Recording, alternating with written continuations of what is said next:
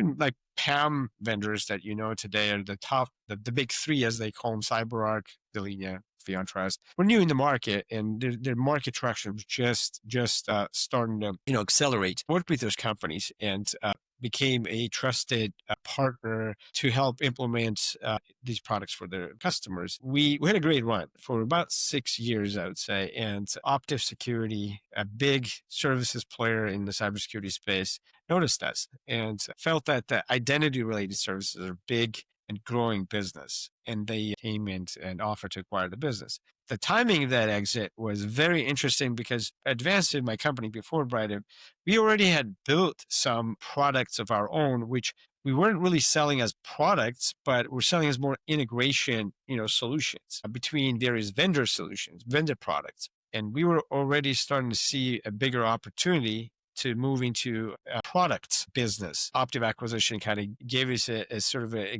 great sort of exit ramp into the next objective, which became Brightiv. Brightiv is all about cloud native identity and access management. Privileged access is kind of our primary lens on access, but it's also about a broader identity landscape. Back then, when we were implementing SailPoint, Ping Identity, and so on, these products were primarily designed and deployed for human identities. We saw that change very quickly, and today, as you I'm sure know, there's a lot more of other type of identities like machine workload, NHI generally is how the industry is referring to them. And there's yet a special new type of identities, agentic identities and AI identities, right? So for us, it's all about the world that we were moving into and kind of leaving the data center behind. And there are products that have been there for years. They do the job for the data center, but our main focus was the future technologies and the new needs and new identity kind of problems that we could solve, that we wanted to solve. So that got us really kind of excited. And, there's not been a dull day since we started Brighton. I'm sure you're well aware of that in the space. Yeah, no, it's definitely a fascinating journey. I've done over, and I think it's over 250 episodes at this point, right? And I haven't heard the same background twice. But every time that I've talked to people that went to consulting, they all say the exact same thing, that like you're basically drinking from the fire hose. Like they immediately throw you into the fire and you either sink or swim, basically. I think back, like right now, I wouldn't want to like go to the consulting, like the big four route necessarily, because it's just so much travel, right?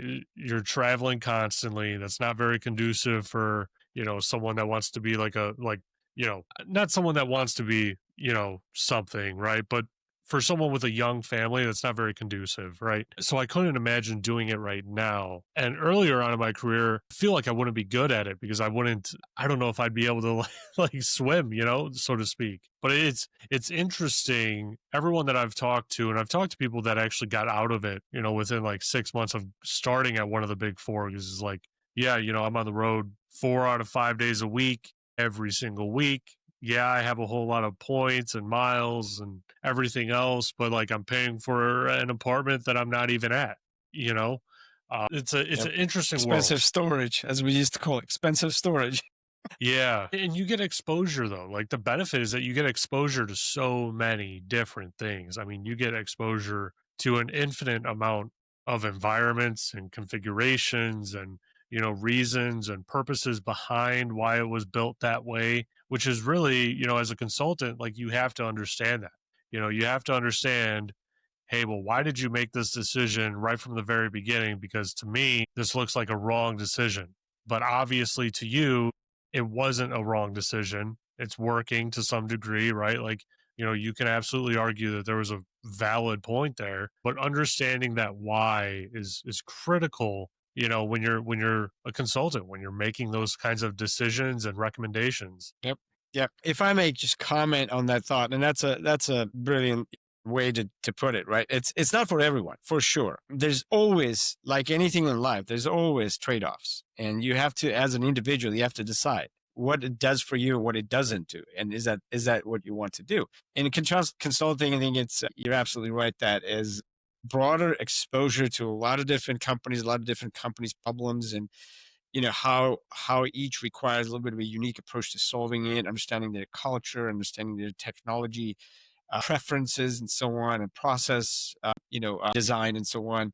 It gives you broad, but very rich kind of experience. The downside is a lot of times the customer will say, well, you have helped us, let's say, select a solution and implement that, but you don't have the experience of operating it. You haven't stuck around to see how it actually works for years after that's implemented. That's true. A lot of times that's what is needed from any particular organization standpoint, the operational experience. For me, it's always been the thrill of being able to go and help the customer to go from like 0 to 60 miles to 90 miles an hour, and really help them be structured and focused in this effort. Because a lot of times also organizations are stuck in this analysis paralysis process. There's a lot of misalignment of interests and objectives. And that's where I think consultants do bring value to organizations, to help them align on objectives and more organized and move forward faster and deliver a result where, if you just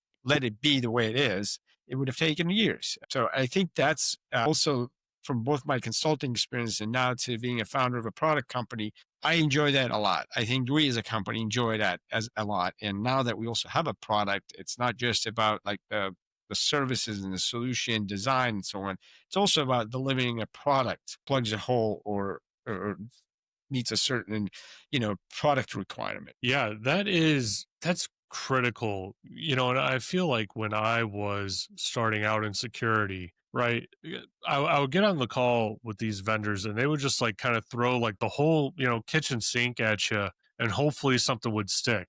Right. And I took that away, kind of like as a lessons learned, where now when I'm in the role that I'm in, which I don't know if it's fortunate or unfortunate that now I'm allowed to like put my company on LinkedIn so people can actually look it up. But now in the role that I'm in, I mean, the very first thing that I ask people right after the introduction is, what's your biggest problem? What's your problems? And the last thing that I recommend typically is a product, right? Because I want to understand their environment before I go and say, hey, go buy this thing and it'll solve everything, right? Because yeah, maybe it will, but if I'm not making that educated decision and giving them the proof and the reasons and proving it all out to them, it's kind of just, you're just another vendor, you're just another reseller or whatever it might be. And so being able to kind of take my own experiences and then modify that for what I always wanted when I was on the other side of security, right? It's an interesting situation for sure. Now, I wanted to ask you. So you mentioned that you were on the consulting side during the recession, and right now the economy seems, a little uncertain, right? Like we'll word it as that, as being pretty generous, right? From your perspective back then, did you see or maybe identify consulting as maybe a field that's a little bit more resilient to economic uncertainties? And the reason why I question it is because it actually makes a lot of sense for that to actually potentially be true, because as a firm, you have more than one customer. Like you're working with a whole lot of different companies throughout a whole lot of different industries. That company will still need your skill set, potentially